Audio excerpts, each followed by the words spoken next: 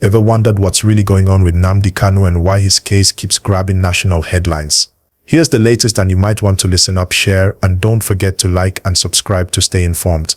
As of now, Nnamdi Kanu, the leader of indigenous people of Biafra, IPOB, has reportedly rejected all conditions being offered to secure his release. That's right, no deal, no compromise. According to sources tied to the negotiation process, the government allegedly presented a secret document outlining terms under which he could be freed. But Kanu turned it down. This stance isn't surprising for his supporters and for many Nigerians who follow the story closely, because Kanu and IPOB have always insisted that their demand isn't just about him. Their fight self-determination and what they call the birthright of Biafra. IPOB has repeatedly denied that Kanu is negotiating or accepting any conditional release. As they stated in July 2025, there is no negotiation whatsoever that involves Mazi Nnamdi Kanu accepting any so-called conditions from the Nigerian government. None. Absolutely none. In recent weeks, tension in courtrooms and in public discourse has only deepened. On the 27th of November 2025, a court reportedly refused to issue a production warrant needed to transfer Kanu from the prison facility in Sokoto to Abuja, where he was expected to appear for appeal record proceedings.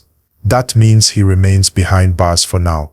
Remember, this isn't just legal drama. It touches on issues of identity, perceived injustice, and the deep scars left by Nigeria's civil war. Kanu's fight, as well as IPOB's broader demand for a referendum on Biafra's independence, stirs questions for many. What does citizenship mean? Who defines justice? And where do you draw the line between national unity and the right to self-determination? If you think this story matters because it affects peace, national cohesion, and the future of many Nigerians, do well to stay tuned.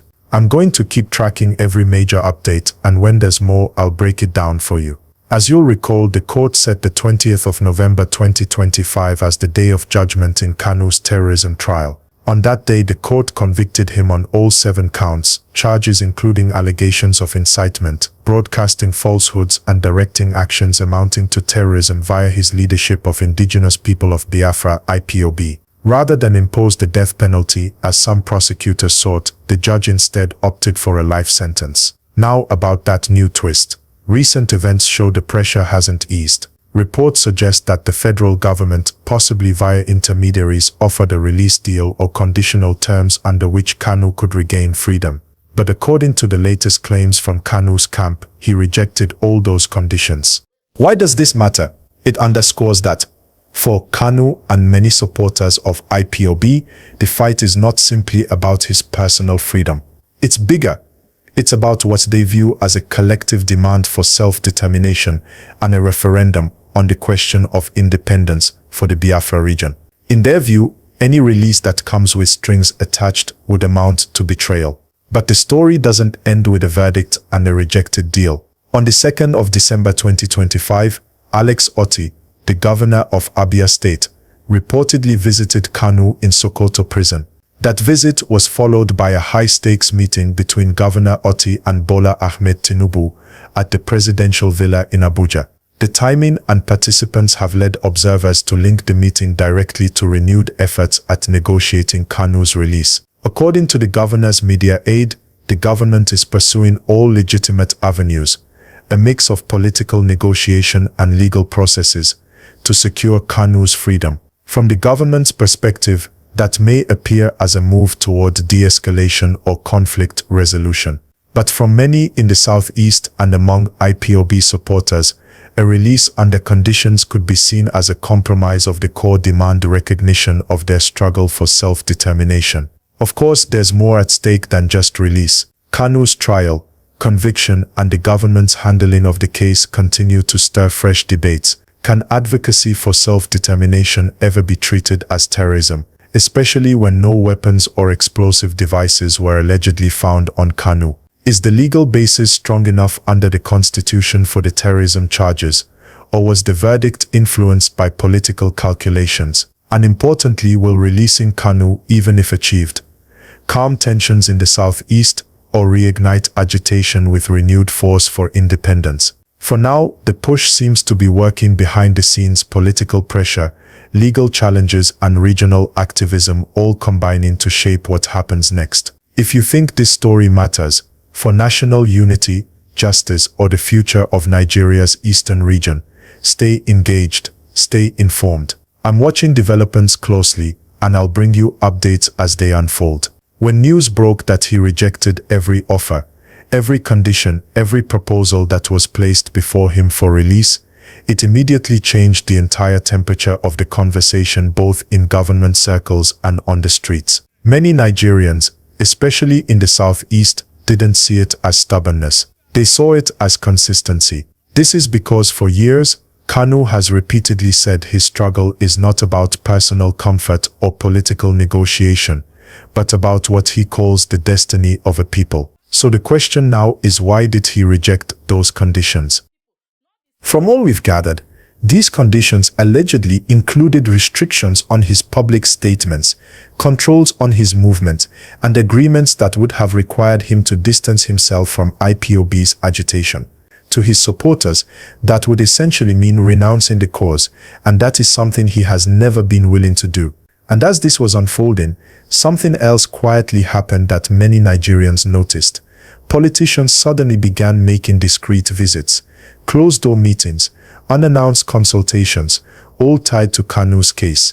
You'll remember the recent visit Governor Alex Otti made to him in Sokoto, and the follow-up meeting with President Tinubu in Abuja. Moments like this rarely happen by accident. They always signal a shift either in negotiation strategy or political calculation. Now consider this, at the same time Kanu's legal team is pushing for a fresh appeal. Several elders, traditional rulers and political groups across the southeast are intensifying calls for his release. Their argument is simple. They believe continued detention fuels tension, not stability.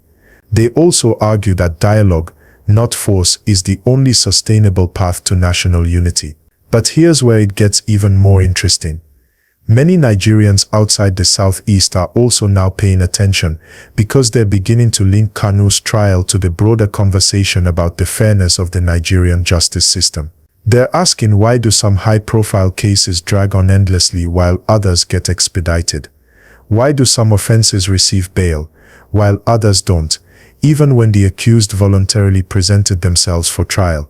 Why do political cases always seem to have two outcomes depending on who is involved? These are the kinds of questions now dominating social conversations, radio talk shows, and online discussions. And let's talk about the youth, because they're playing a big role here. Many young people across the country, not just from the southeast, are watching closely. Some see Kanu's case as a symbol of what they call government overreach. Others see it as an example of how Nigeria treats dissent and alternative political voices. Whether you agree or disagree with his ideology, one fact is clear: his case has gone beyond IPOB. It has entered the heart of national debate.